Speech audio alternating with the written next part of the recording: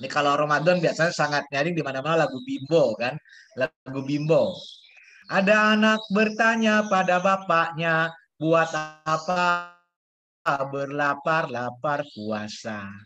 Ada anak bertanya pada bapaknya, tadarus taraweh apalah gunanya? Orang mengenal Bimbo sebagai seorang seniman,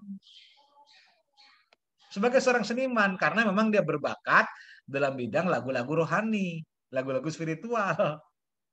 Pada sebetulnya tidak. Bimbo adalah sarjana teknik desain interior ITB Bandung. Nah, gitu. Jadi kan dia berbakat aja. Gitu. Contoh Bimbo ya. Dan banyak yang lain-lainnya, tokoh-tokoh lainnya. Orang mengenal di satu sisi, ya kan. Tadi ada alumni ITS Surabaya. Kita mengenal, sering dimuncul di Trans TV. Cak Lontong misalnya. Cak Lontong itu padahal yang benar sarjana teknik dari ITS Surabaya gitu loh. Tapi dia dengan jokinya mampu membuat suasana baru. Sering di TV itu Cak Lontong gitu aja. Itu namanya bakat. Bakat. Ada seorang akuntan menjadi penyanyi besar gitu loh. Karena bakat.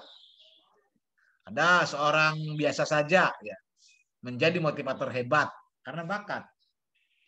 Jadi manajemen itu bagaimana kita mengetahui resources potensi bakat-bakat kita yang ada. Itu yang kita kembangkan.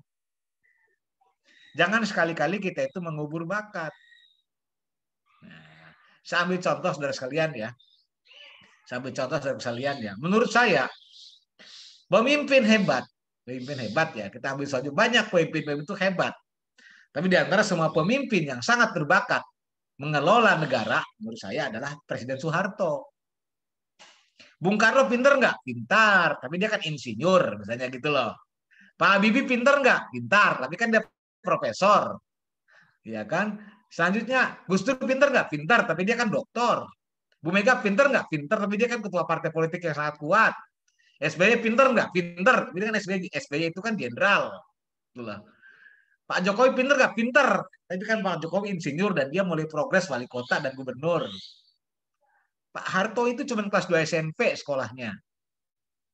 Kelas 2 SMP, misalnya masuk BKR, TKR, TNI, jadi jenderal, dan memimpin sebuah negara terlepas pro dan kontranya, kuat selama 32 tahun.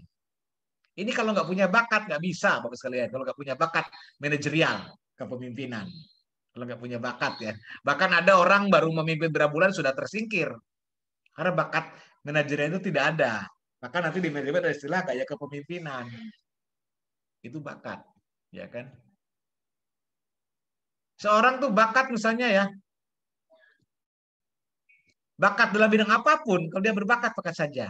Contoh, saya ambil contoh. Di Jakarta, ada orang punya kendaraan lebih dari 10.000. Kendaraan itu namanya bis.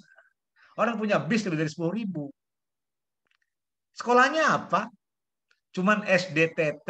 Apa itu SDTT? Sekolah dasar tidak tamat. Siapa dia? Haji Mahfud dari Tasik. Dari Tasik, tujuan ke Jakarta cuma ingin jadi bengkel mobil, kemudian jadi montir mobil tahun 60-an setelah 30 SPKI, terus dia merantau ke Jakarta. Awalnya dia connect PPD. Nah, PPD. Dulu belum PPD, waktu itu namanya masih bus Gama Lama, Saudaranta, gitu loh. Dia belajar dari yang terkecil, dari mulai buka dongkrak, pasang ban, dia lakukan pelan-pelan. Pasang ban, benerin mobil, cuciin mobil, pasang busi, ya kan, tune up, dari yang terkecil dia belajar. Lama-lama naik jadi kondektur. Lama-lama naik status jadi sopir. Terus dia lakukan jadi sopir itu.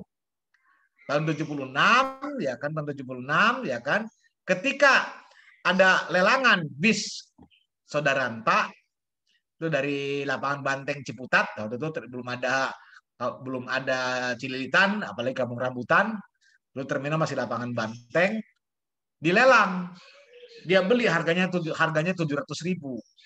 satu bus. Dia sopir sendiri, jadi connect sendiri. Dia lakukan berturut-turut. Tahun 77 hanya sawah dia di Tasik, sana dijual semuanya, hartanya dia belikan bis yang kedua. Dia dengan kakak beradik membangun sebuah usaha PO bis. Nah, sekarang busnya itu menurut informasi ada sekitar 12.000 busnya itu. Ya. Bus apa? Nah, tahun 78 dia merubah nama. Bus yang dia lakukan ya bernama Mayasari Bakti. Ya, Mayasari Bakti itu busnya itu. Itu tidak tamat SD yang punya itu, Haji Mahfud namanya itu. Dia berbakat mengelola manajemen transportasi. Akhirnya apa? Dia mengembangkan lagi bis. Bis itu bernama Prima Jasa. Jadi kalau memang dia bakat aja. Nah, jadi itu ya. Kita belajar. Jadi sebagai samping ilmu, kita kembangkan bakatnya. Ya. Bakat ya. Jadi manajemen sebagai ilmu dan seni ya. Seni di samping punya bakat, seni juga harus belajar dari pengalaman di masa lalu. Meskipun misalnya belum ada bukti-bukti empiris, belum ada bukti-bukti ilmiah, belum ada bukti-bukti yang secara realistis, banyak pemil mengatakan katanya sebodoh-bodohnya binatang adalah keledai. Keledai. Sehingga ada istilah ya kan, sebodoh-bodohnya keledai tidak akan terjerumus kedua kali ya kan di jurang yang sama. Gitu, baikin aja. Artinya apa? Keledai selalu belajar dari pengalaman.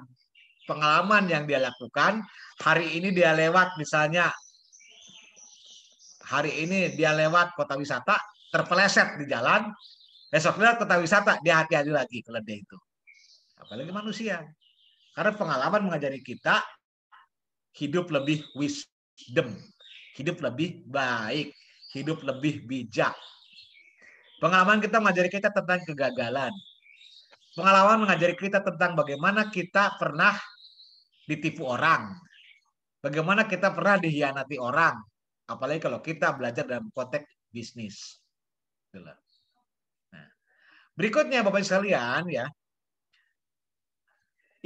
Manajemen sebagai ilmu juga harus belajar dari proses latihan yang berkesinambungan. Sustainable. Berkesinambungan. Dan proses latihan ini dulu orang biasa-biasa saja. Begitu masuk tentara, nah ini ada Pak Peksi tentara misalnya ya. Begitu masuk tentara, orang terbiasa berlatih mengambil keputusan. Orang terbiasa berlatih disiplin. Orang terbiasa berlatih mengambil posisi strategis ketika dalam kondisi yang sangat berbahaya. Itu dari latihan. Awalnya orang masuk tentara biasa saja seperti kita. Jadi begitu dia saking seringnya dia berlatih, lama-lama biasa aja gitulah. Apalagi misalnya di Pak Peksi di Angkatan Udara misalnya, orang pertama kali naik pesawat kita tahu, kita merasakan semua, kita gemetar. Lama-lama biasa aja. Angkatan Udara kalau nggak terjun gatel lama-lama, kan terlatih ya, terbiasa. Terlatih terbiasa. Jadi ada istilah ala bisa karena biasa, lancar karena diulang. Kita belajar dari latihan, terus latihan. Sedikit demi sedikit lama-lama menjadi bukit. Nah, Bapak Ibu sekalian yang dirahmati Allah, ya. Ribuan tulisan yang ada di buku kita, ribuan tulisan yang ada di novel kita, di buku-buku pekerja kita, awalnya dimulai dari huruf titik. Dari titik melahirkan huruf A, dari titik melahirkan huruf B, dari titik melahirkan huruf C, terus banyak. Dari titik melahirkan huruf D. Jadilah dia rangkaian kata-kata. Kata-kata melahirkan rangkaian kalimat. Kalimat melahirkan rangkaian alinea. Alinea melahirkan rangkaian bab per bab. Bab per bab melahirkan rangkaian sebuah topik. Dan topik melahirkan sebuah rangkaian namanya judul. Kira-kira begitu, Pak. Terus berkembang dari titik. Jadi yang terkecil gitu loh. Ini sebagai bakat. Ya. Oke ya. Jadi manajemen sebagai ilmu, sekarang manajemen sebagai bakat. Ya kan. Berikutnya, keyword yang ketiga adalah tujuan. Apa itu tujuan? Kenapa orang itu perlu menetapkan tujuan? Ya kan? Tujuan adalah sesuatu yang akan kita raih, yang akan kita inginkan, yang akan kita peroleh di masa yang akan datang. Nah, itu tujuan.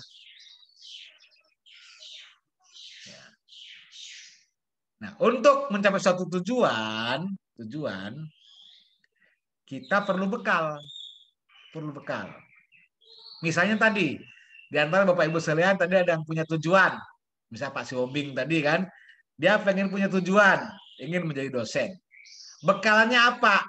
Minimal kualifikasi S2. Kan itu bekalnya.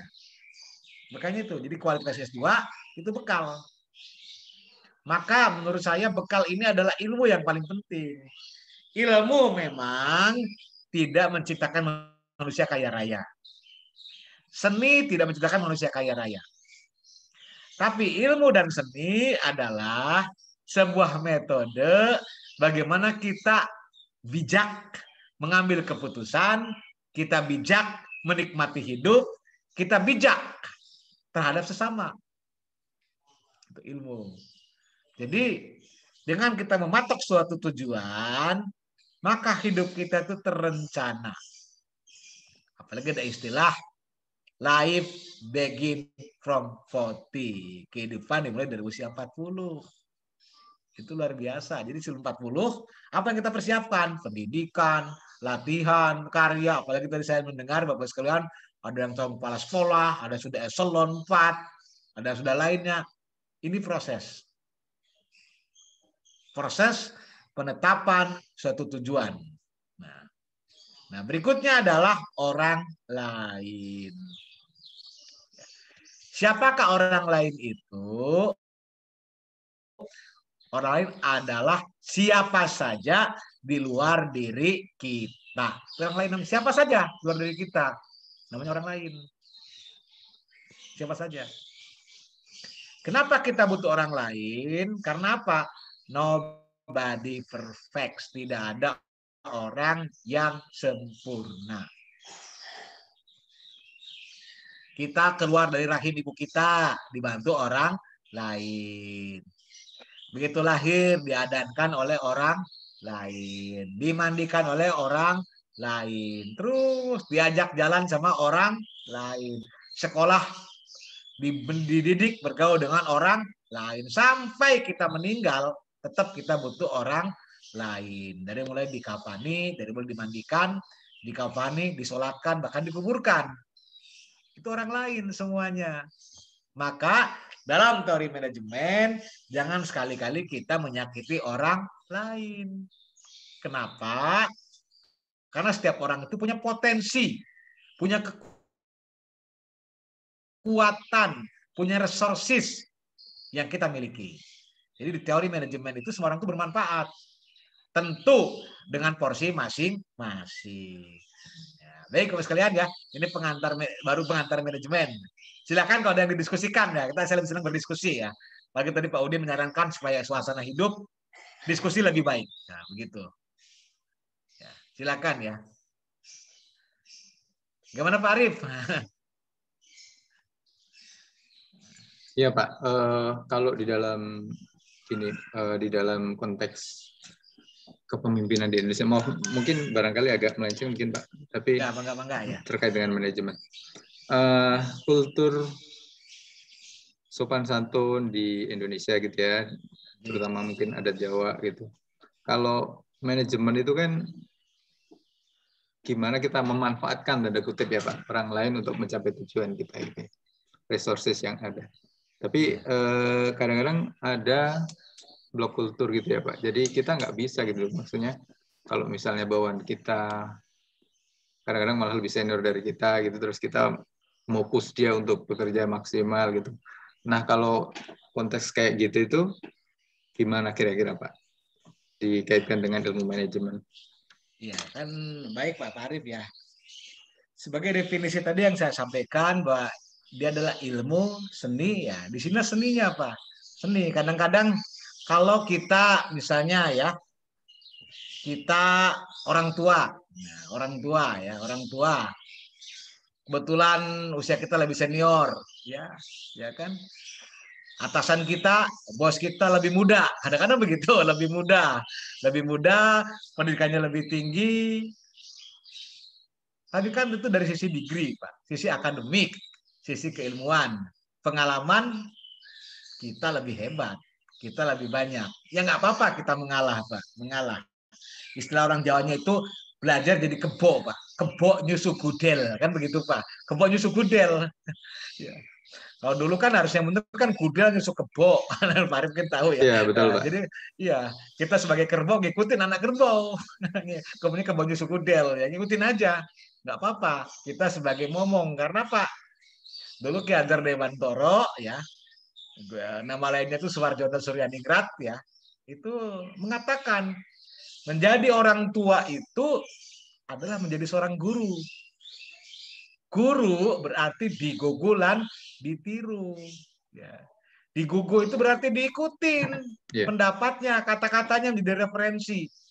Ditiru menjadi perilaku. Perilaku kita itu diikutin orang. Karenanya apa? Seorang guru harus minimal memiliki 3 indikator. Nah, gitu kata Ki Hajar Dewantoro. Apa 3 indikator itu? Ingarso sung tulodo, di depan memberi contoh, ya. Ing madyo mangun karso, di tengah menjadi mediator. Bahasa Indonesianya tut wuri handayani, di belakang memberi motivasi. Itu tergantung kita siapa, kan itu. Ya kan. Betul kan ada posisi di mana.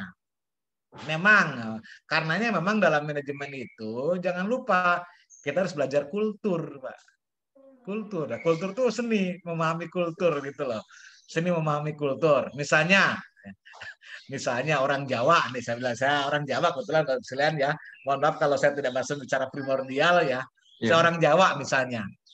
Orang Jawa itu dari cara menerima tamu sudah ketahuan modelnya. Nah, ini just info saja ya. Orang Jawa menerima tamu. Orang Jawa itu misalnya kalau saya bertamu ke Pak Arif Haryadi, saya bertamu, biasanya orang Jawa itu kalau kurang dari 5 menit, ya dikasih minum biasanya gitu Pak Arif ya. Nanti dari 5 menit lebih dikasih minum. Kalau kita belum disuruh minum, ya jangan minum duluan. Itu tidak sopan, nah begitu. Nah begitu dia ngomong, silakan Pak Imam minum. Begitu saya minum sedutan yang pertama, ya saya harus ngomong maksud kedatangan saya apa ke situ. Nah, ini itu. Kalau Pak Arif bilang silakan minum Pak Imam, minum yang kedua, berarti apa? Saya harus menutup closing statement. Bahwa pembicaraan ini sudah dianggap penting. Ketika Pak Arif mengatakan Pak Imam silakan minum, yang ketiga, berarti saya harus pulang. Pak Arif sudah jenuh dengan saya. Begitu tuh orang Jawa kadang-kadang begitu. Jadi kalau orang Jawa nyuruh minum di atas 3 kali, kita tuh suruh pulang sebetulnya. Coba dia nggak enak aja, pulang nggak enak gitu loh. Itu begitu. Nah, kemudian orang Jawa itu kalau terima tamu juga sama. Kalau dia terima orang di teras rumah, dia menganggap tamu ini orang lain, tidak terlalu penting bagi dia. Tapi kalau dia terima tamu di ruang tamu,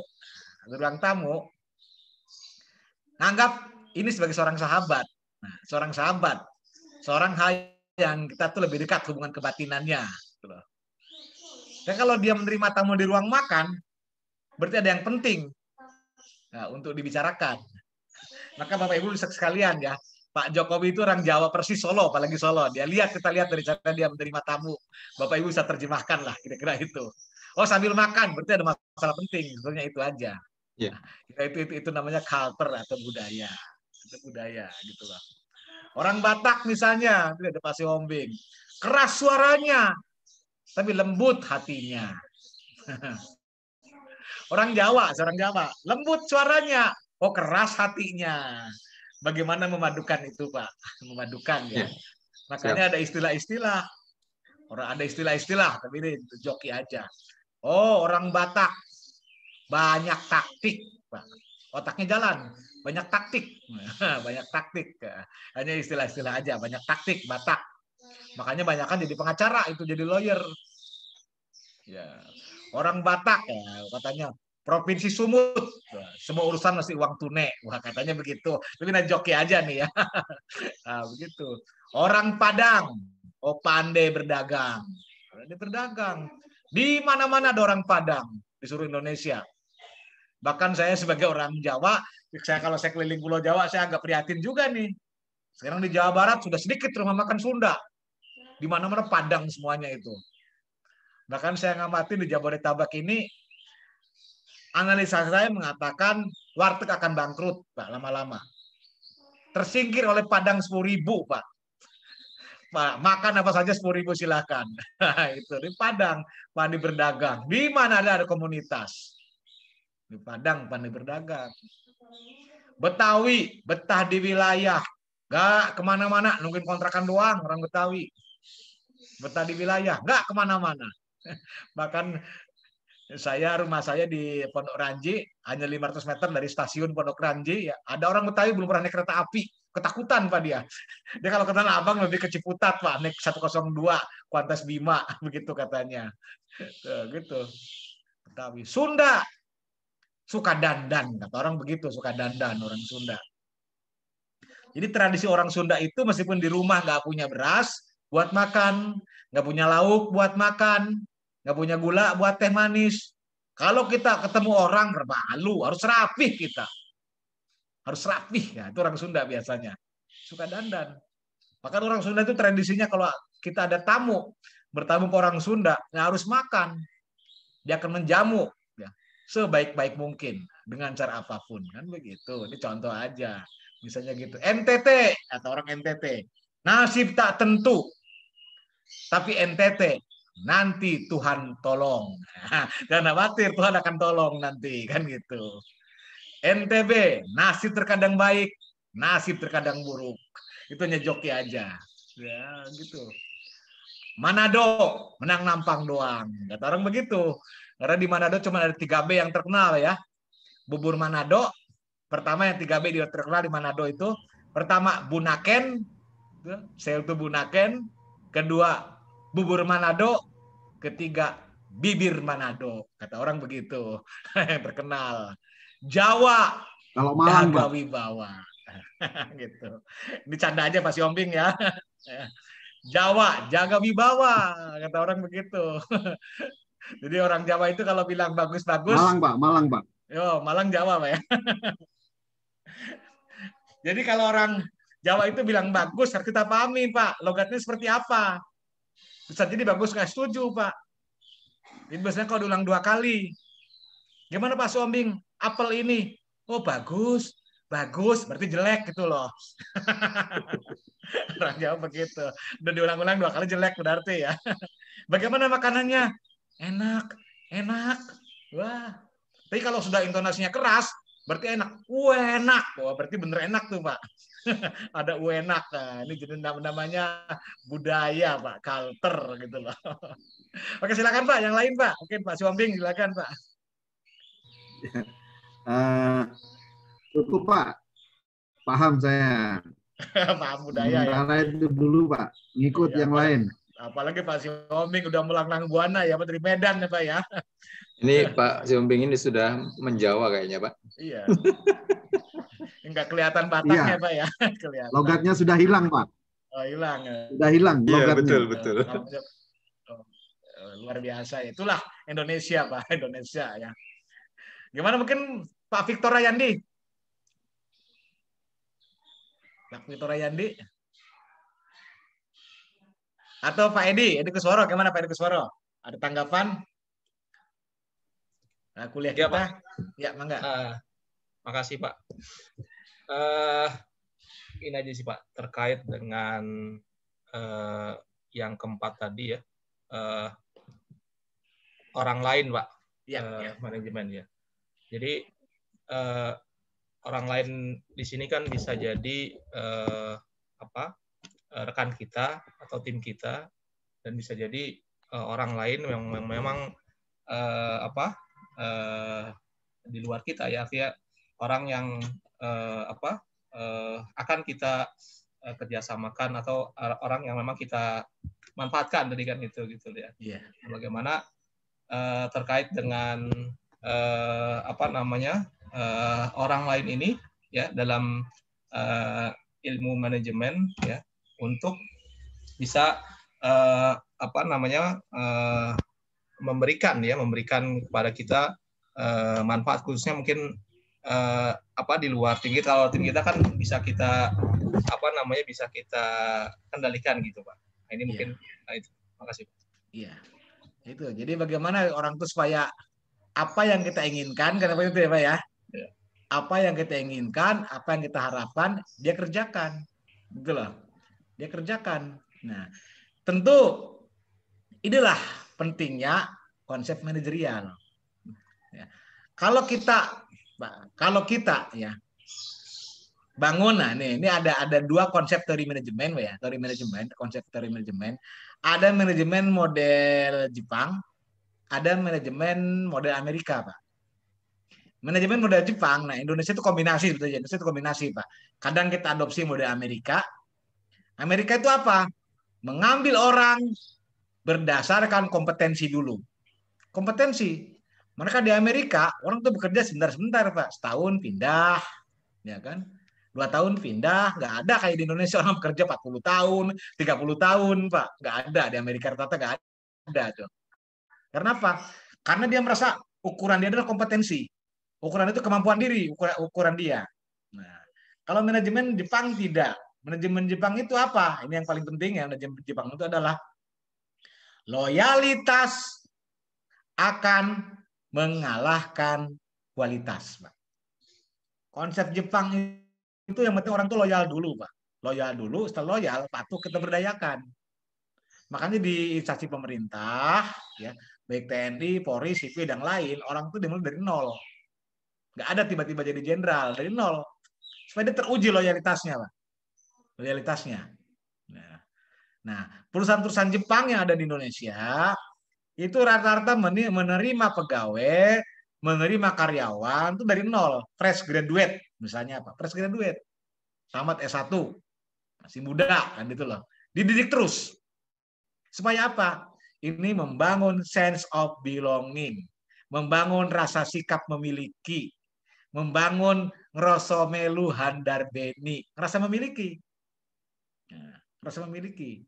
Makanya Bapak Ibu sekalian, kalau Bapak ke Jepang, orang Jepang itu sangat susah disebut namanya, Pak. Ya. Kita kalau nggak akrab banget sama orang Jepang, dia tidak mau menyebut namanya. Bagi orang Jepang itu nggak boleh, tidak etis menyebut nama dia. Nggak kayak kita, oh ini Pak Edi Kusworo, enak kita ngomongnya. Ini Pak Yuli Setiawan, ini Pak Muhammad Jaid. Di Jepang nggak mau, Pak. Orang Jepang itu rata-rata yang dia sebutkan, itu korupnya dulu. Siapa nama Anda? Saya Suzuki. Kiizi Miyazawa, baru nama dia. Suzuki-nya dulu. Siapa Anda? Saya Panasonic, Tomiichi Yamashita. Gitu, baru nama dia. Panasonic-nya dulu, gitu loh. Ini kekuatan Jepang. Karena apa? Jepang itu makanya rasa memilikinya tinggi sekali.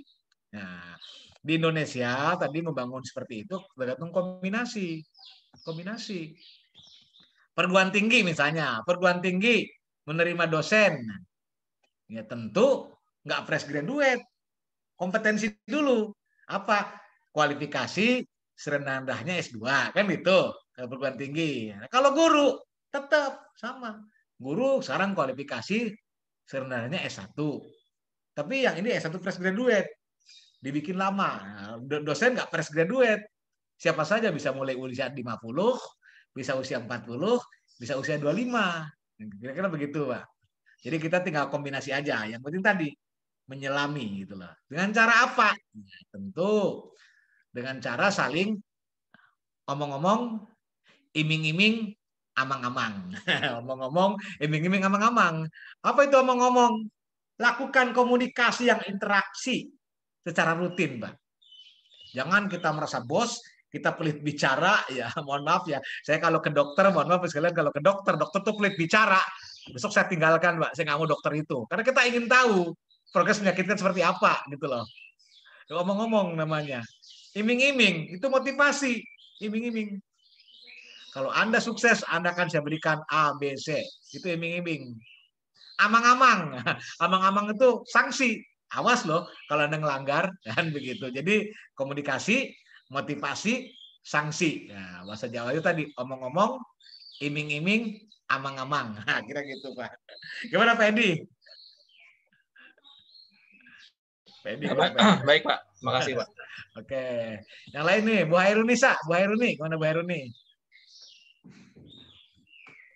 Baik Pak, terima kasih waktunya. Saya mau bertanya nih mengenai konsep yang Bapak ceritakan tadi, teori manajemen itu semua orang harus bermanfaat dengan porsi masing-masing. Iya. Nah, kebetulan dan manajemen itu tidak boleh melukai hati orang lain. Berarti kan itu kan tentang attitude ya Pak, attitude di keseharian kita. Nah, kebetulan di porsi pekerjaan saya ini saya mengatur SDM. Nah, yang mana SDM itu banyak sekali